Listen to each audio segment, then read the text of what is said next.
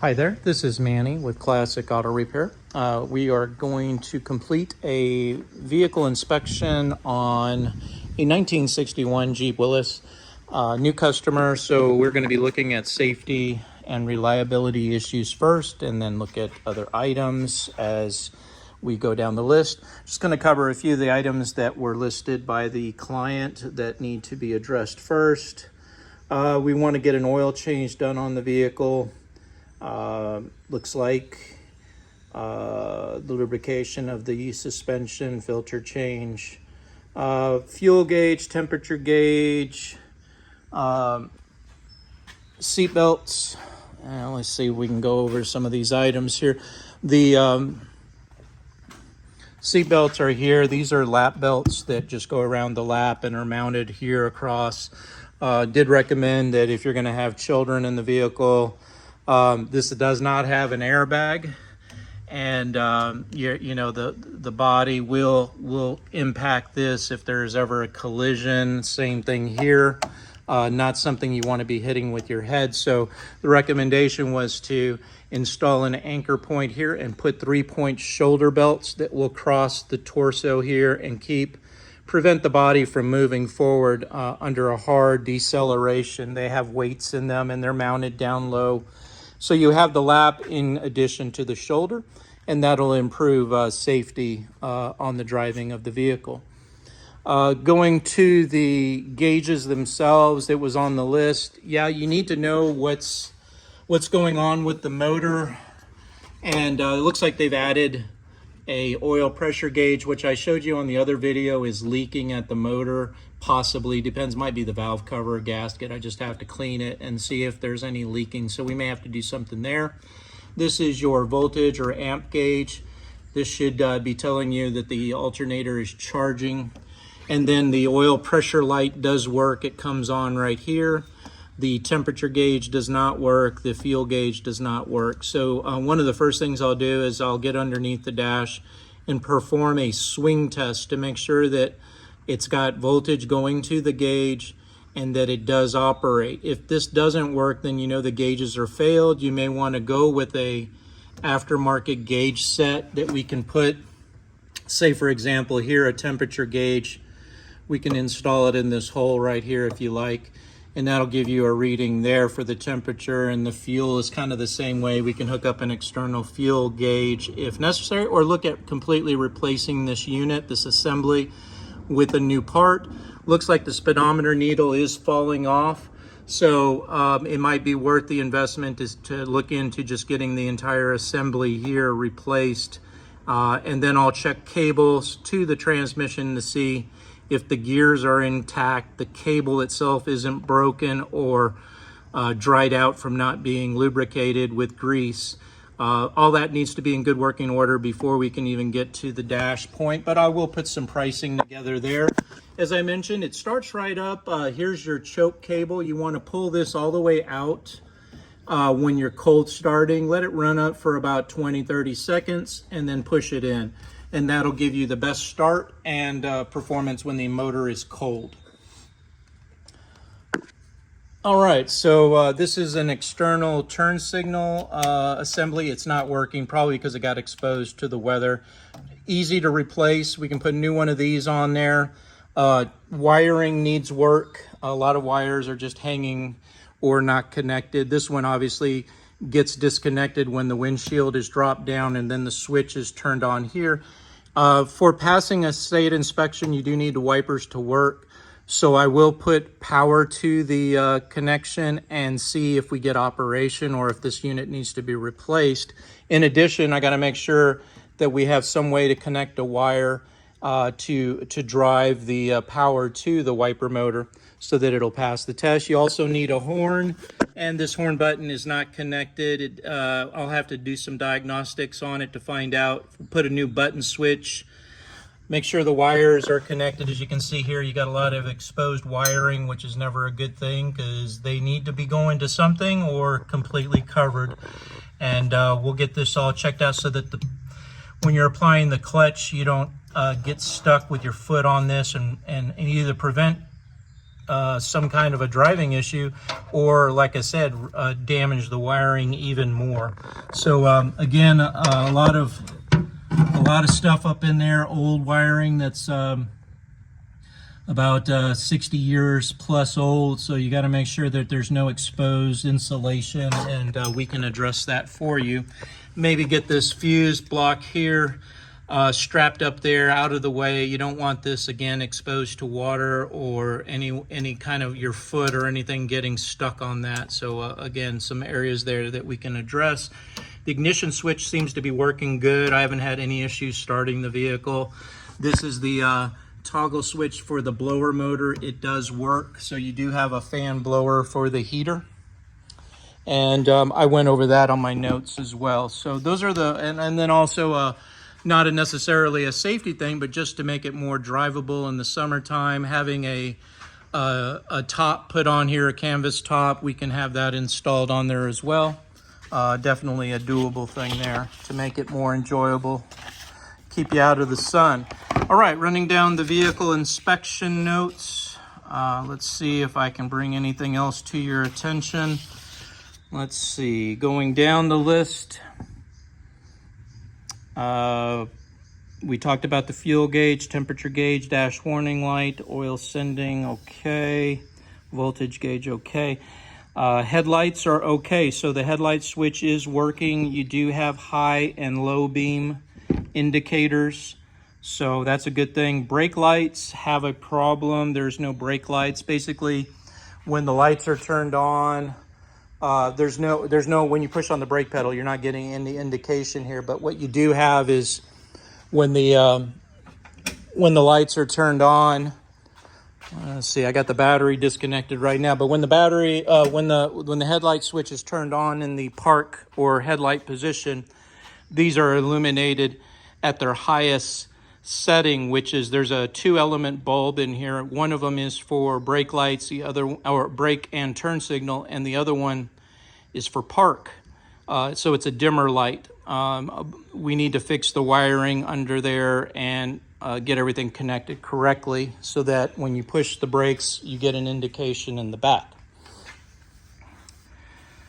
Turn signals we discussed already. Hazard lights are part of the turn signal and they are not functioning as well. We talked about the wipers, fan and defrost is working. Brakes, we went into parking brake is okay, no issues there. Mirrors are good. The horn we talked about. So pretty much, you know, it's not in super bad condition. Just need to address some of these items to get it roadworthy. And let's go to the back side.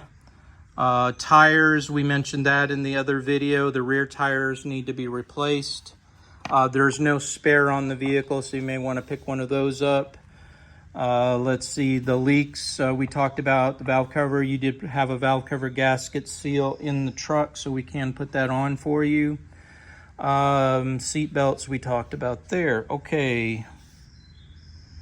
Used battery 2021.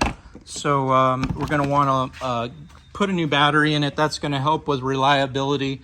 I also recommend a quick disconnect, because what you don't want to do is what I'm doing here, which is just basically disconnecting the electrical system when we're not using the vehicle.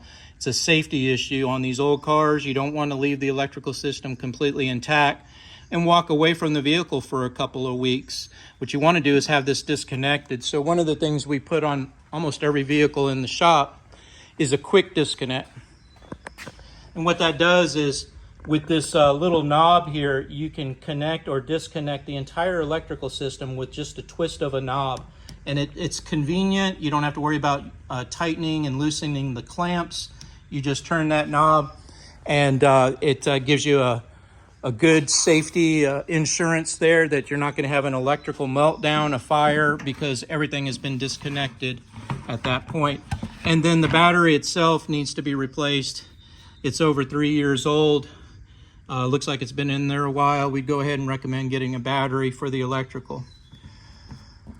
Wiring under the hood is in pretty bad condition, just like it is in the rest of the vehicle. A lot of wires just hanging out and exposed. This is not a good thing. You want these wrapped and you want them clamped down. here, for example, this wire should all be taped up. Any electrical things that are loose need to be connected and repaired. This will help with reliability, keeping everything functional. This is kind of where I was saying there might be a leak occurring right here or up here on top.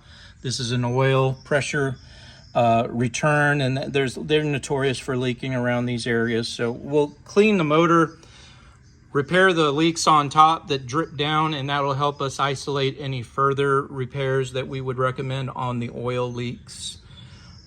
This is, again, the top of your fuel filter, so we'd want to put a new filter here. This is your fuel pump. Looks like it's been on there a little while, but it seems to be producing adequate pressure to the carburetor. Carburetor itself, I don't see it leaking excessively, but we will keep an eye on it during road testing. A lot of times these gaskets and seals from setting they just don't seal the fuel, and that becomes a hazard for you. So we'll keep an eye on it. This is your choke cable that connects to the dash, and you want to make sure that flapper is closed, which means the rod is pulled out completely at the cable so that it restricts air when the engine is cold, and then when she warms up, you push that cable back in and it opens up the flapper inside here. We'll check the filtration on this, make sure that it's got adequate oil in the bath, and we'll be changing the oil filter over here. Let's see, it looks like it's got a new radiator hose on it and clamp, but the radiator itself is leaking, so we'll recommend replacing that radiator. Just got to source the parts for you. Lower radiator hose looks like it's in okay condition. Looks like it's been replaced. Got some new clamps on it as well. A bypass, looks like a water pump might have been added because it's got new heater hoses and a new bypass tube added to it. So possibly this water pump's been changed recently. We'll recommend putting some new spark plugs, some new cables. This is really critical for the ignition. As I mentioned in the other video, you want this motor to start up and run really well and burn the gas completely. So we're going to put new electronics in here. Recommend that. That'll get the motor as best as it can be, firing on all cylinders. Looks like it's got a new coil added here, 12-volt coil, and a voltage regulator up here that was added. So that in combination with a new starter. Some of these components have already been added, so that's a good thing. That means someone's gone through the expense of making some of these mechanical upgrades that's needed. This never came with an alternator. In 1961s, this was added, and this is obviously a better electrical, better than a generator, and it's been upgraded and added on there as well. New heater hoses, so that's good. You won't have a rupture here in the cooling system. All right, moving on, let's see. We would recommend before investing any money into the mechanics of the vehicle that you perform a compression test. In that, we will remove the spark plugs and connect our gauges and measure the pressure that's developed inside of the piston and cylinder wall to see that the rings are holding the pressure that's needed, the valves, everything is opening and closing correctly. If this isn't working, if the compression isn't good, then you're never going to get a good smooth running motor that's burning fuel efficiently. It's going to burn oil. It's going to be hard to idle. It's not going to have power under acceleration, and those will all be a result of the motor itself having an issue. You can see a little bit of oil dripping down in the spark plug hole right here. That's not a good thing. That's probably coming from that valve cover gasket or that rear pressure line, that oil pressure line. So again, some things that we can address for safety, reliability, but let's start with the basics. Let's do a compression test. If it shows to be okay, then I would recommend moving forward with the tune-up and doing the other mechanical repairs on the motor.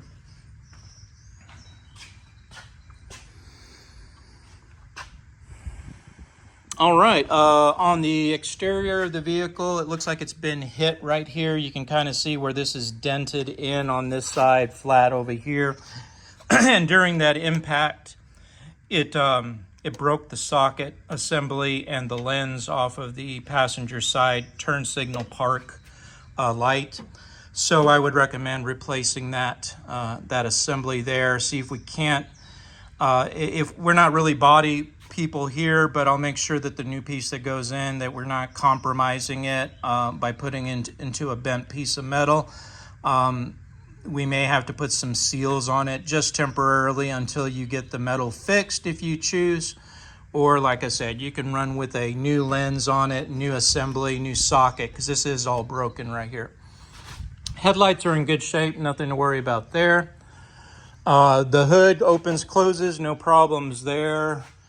I didn't get these lights to come on. There might be some wiring issues there. If you want those to work, let me know. I will add it to the diagnostic. So you'll see on the estimate that there are two different types of line items. One will be diagnostic time, and that needs approval for us to do initial checking of systems, whether it be a circuit, whether it be a seal leak, pressure testing, compression testing. Those diagnostics help us in making decisions as to what repairs are needed on the vehicle. So when I ask for approval on diagnostic time, it may show a half an hour, a quarter hour, 15 minutes, 30 minutes, an hour. That is for us to determine the problem and the fix, the solution for that particular issue.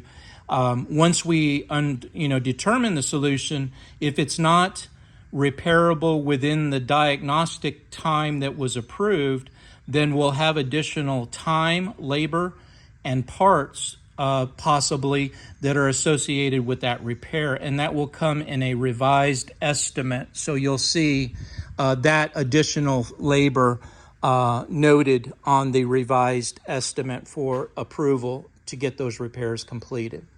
All right, so that's pretty much it on the overall top side of the vehicle. Obviously, there's 1,000 things we can do to this vehicle to make it more enjoyable and fun, but we want to start with the basics, get everything to where you can start it, drive it, get it on the road.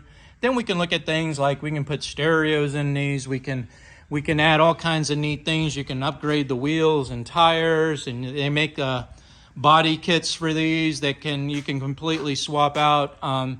There's a lot of different aftermarket things that we can look at.